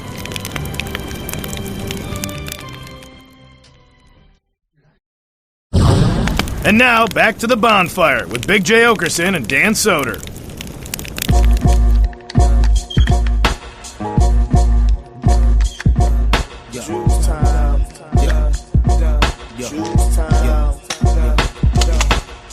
For the year 2G, the rap game changed for one name. Jules aim to slain anything on this plane. Remains are found when the best kept secret get heated. You went platinum with a ghostwriter, so in the game you won, you cheated. My slang banging, you need it. Man enough to pull a gun, be man enough to squeeze it. Down if you don't believe it. Anything to do with millions, I'ma be with it. Hats off to the hardcore niggas, fuck the rest. For my guess, y'all useless, just talking music. Never mistake me for a fake MC, you got the wrong identity. Nigga, I'm CT. Get murdered in a second in first degree. Come at me with faggot tendencies, you be sleeping with a maggots be. Ain't nothing. Oh man, times are different, huh? You hear that line? Right here. He brought the, he cut the headphones. Yeah. Hard F-bomb. Oh, really? Yeah. Was that late 90s when this come out? Oh, yeah. I mean, mid-90s, probably more. 98, 99. Welcome back to the Bonfire, Sirius XM Factor Talk 103. I'm Dan Soder. That's Big J. Okerson, our guest Katie Hannigan, who has a new album out, downloadable everywhere. You can also listen to her podcast. Oh, there it is. A Feeling of Emptiness, out now. Go download it, listen to it. She's hilarious. And then check out her podcast with Sarah Talamash, Lady Journey. Growing up in Indiana, you a big basketball fan? No. Didn't care. I never. Did they push it on you like skiing was pushed on us in Colorado? No, it wasn't. I had no exposure to it at all. Really? And people were like, "Oh, don't you like basketball?" I'm like, I don't. I actually don't even know how it's played. I know you're supposed to go like throw it in the hoop. There you go, Jay. I know that, but that's your advice for tonight's game. Just throw it in the hoop. Throw it in the hoop. Has Mike made you a Eagles fan yet? Yes, I love the Birds. I love the Birds. I love football. I know football, and I know about it. Yeah. I know all about it, and I love the purple team. That's my favorite. Vikings? Sure. The Ravens? Purple. I said purple. I like all purple teams. I like purple. And the Birds. Go Birds. Oh, really? I get those Go Birds. That's really all you Birds. I know. I thought Mike liked animals at first. It's like, so sensitive. Oh my God, he's into birds. That's so cute. Oh, how about butterflies? Yeah. Yeah, you should at least be familiar with the thing that's going to ruin a lot of your Sundays. Yeah. Sometimes your Mondays. I watched the whole Super Bowl this year. I was in it, and I paid attention the entire time, and I enjoyed it. Yeah. I had a good time. Was it a good Super Bowl? I'm trying to remember what the Super Bowl was. It was the pretty Rams good. and the Bengals. Rams, Bengals, right. Bungles, Rams. Should have been like Bengals, 49ers. Christine liked the halftime show, but mostly during sports, I just confuse her with keys. I just jingle keys. She's like, what's this? What's going on over here? And then she jingles keys for the dog. It's a vicious cycle. I like going to the games a lot. Going to Sixers games? Going to basketball games. I love going to the games and going to football games. Like, I love the energy of like the live event. Sure. I think it's great. I do like that. I like to get drunk, and then it's just exciting. You don't know what's happening. Oh, but then, I like to get Mike into a fight. I like to really ruin his time. Yeah, turn into a nice scrap. I like just fucking scratch a lady's eyeballs out. She just doesn't even know it's coming. Yeah. Drinking at sports games is very fun. It is. Something I miss about drinking. It was very fun to get a couple in you. And I never quite got it. you have to pee a lot. That's the only part that sucks. I always want to drink at a baseball game. That's the best. You're outside. That makes baseball. That's the one to drink. Get a hot dog. That's the sports warm drink. out. It's warm. Summer to get a cold beer. Yes. Yeah, that would make sense to me, but I don't go to baseball games at all. But I've never fully got getting like drunk. When we went to the Eagles home opener this year, yeah, like Tom hooked us up. We got hooked up from Tom from Gas Digital, and Tom, like whole family goes. And like by the middle of the game, like we were supposed to meet up at halftime, smoke a cigarette, and kind of catch up on the thing. We didn't. It was like, oh, meet you after the game. And then he even said by third quarter, he's like, I don't know where we were standing or sitting anymore. Like he was just lost. He's like, yeah, I don't know. We left. I got home somehow. And you're like, what? I'm like, Wow. How does all that happen? I've only been blackout. I don't know, man. I've been drunk. I've been drunk at a lot of stuff. The most blackout I've ever been was a baseball game. Wow. Because Coors Field has a lot of bars around it, and it was right. Isn't the bar in like the center field thing? Is that like that's in Boston? It's Bleacher Bar. There's nothing like that at Mile High. I mean, in Denver. Yeah, Coors Field. I don't know. I think there's like the Coors something's like right in the. They have a lot of bars around there. They have a lot of bars. I think in the outside, one of the home run areas is just like a fucking bar. You see a bunch of people sitting like at tables, like with like high tops. Oh yeah, there's a lot of major league stadiums are like that, where they have beer, like bars in the outfield, or like beer places and stuff. Yeah. But it was right after Montreal in 2011, and I went from Montreal to Denver for a friend's wedding, and it was like one of the get-togethers was going to a Rockies-Cubs game, and I got blackout at a bar. Wow. Didn't even watch a pitch of baseball. Went to Coors Field and just drank somewhere don't remember it at all. Nice. Woke up and they were like, "Yeah, we went to a full baseball game." I was like, "Jesus!" Wow. Usually you black out at the wedding. I did that early. I took a 40 milligram Adderall at the wedding, and so I was brought back doing to everyone's life. taxes. He was doing wall flips like Gene Kelly. I rose like a phoenix. I've been drinking for 2 weeks, and I was like, "Oh, I feel it in my head to my toes. Anything goes." I'm singing in the rain.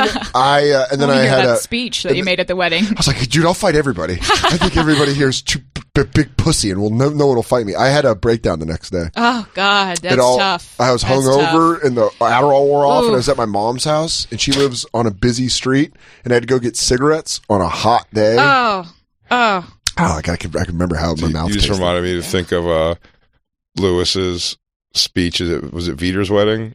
The biggest bomb I've ever seen. It was so funny, though. Do you know about this at all? No. Gary Veter had Lewis as his best man for his wedding, and everyone was like, "That's an odd pick. Didn't know you guys were that close." But everyone's there. We all show up for this wedding, and dude, the speech he followed from Gary's wife's cousin. Family. It was like her cousin, like the best friends, and it was like, "I'm watching you grow up to be such a beautiful one." Murdered. And then Lewis goes up there and he's like, wait, you got to set up the situation here. Lewis has only done public speaking in his life doing to stand-up comedy. Mm-hmm. He's now not performing. He's giving the speech in front of an audience that is like 10% or less comedians? I would say 10% is perfectly it.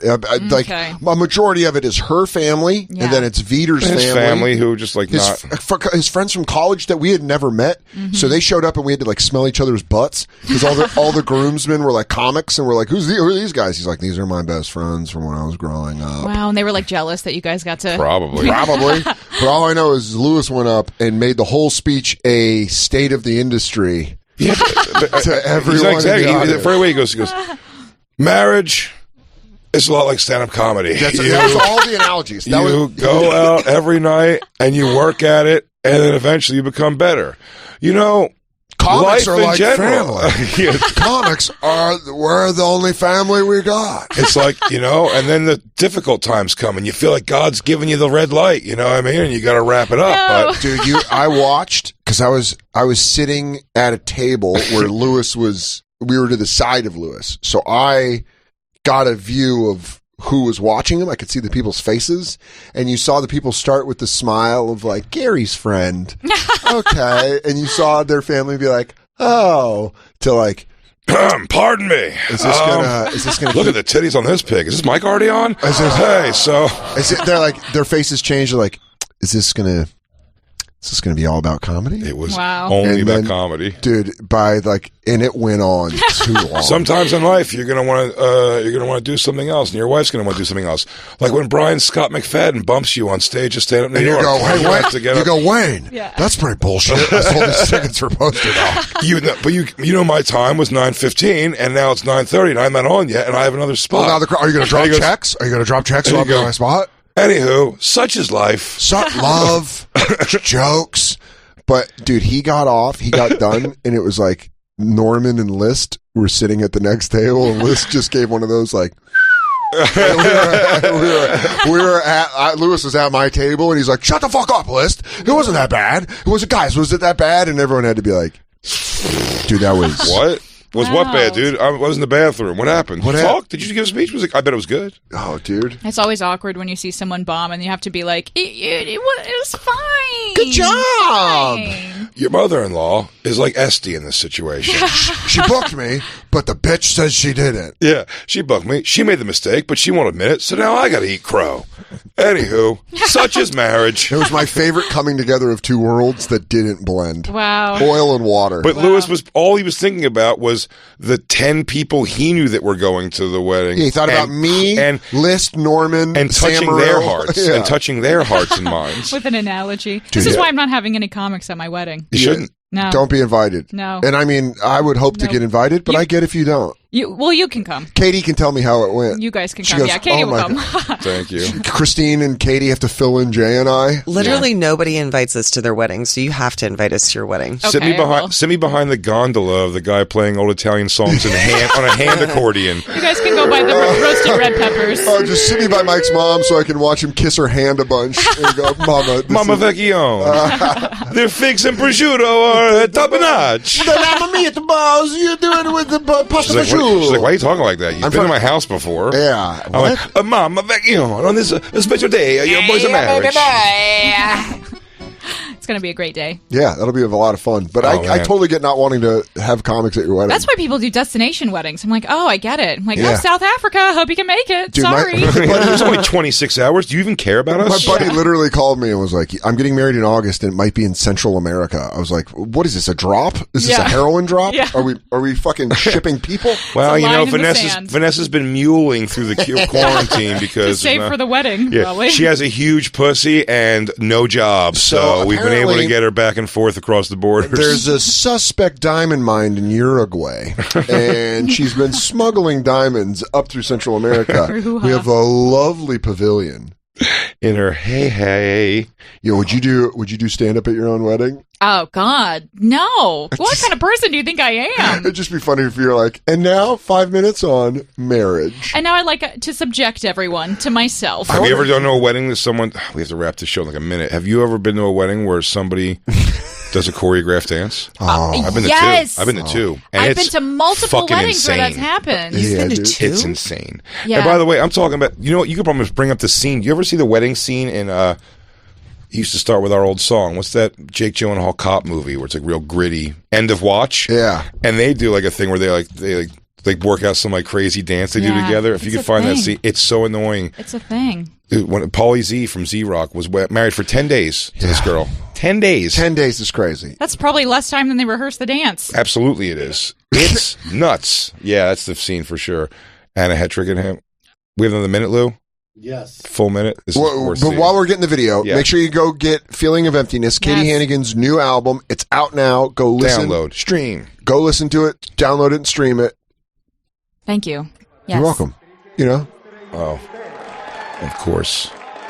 Go see Dan this weekend in San Man, you have to be like, Francisco. go see Jay in Ontario, California. You really have to be like, oh, dude, this is giving me uncomfortable feelings because I've been to this kind of a thing before. No, it's not this. You'll see. The record scratches. Oh, we've actually been working on a little something. Yes, I saw at my friend's wedding. It was very similar. Oh, they no. did Exactly. a It's costume like change. to a song like "Push It" on top of things. no. I hate this.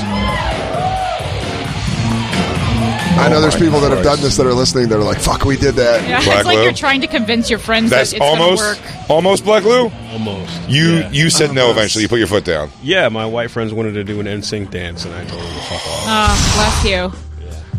Wait, Jay, whose weddings We did have 5, that? 4, 3, 2, 1. Believe in What? Jesus. Whose weddings? Who's your basketball? Pauly Z.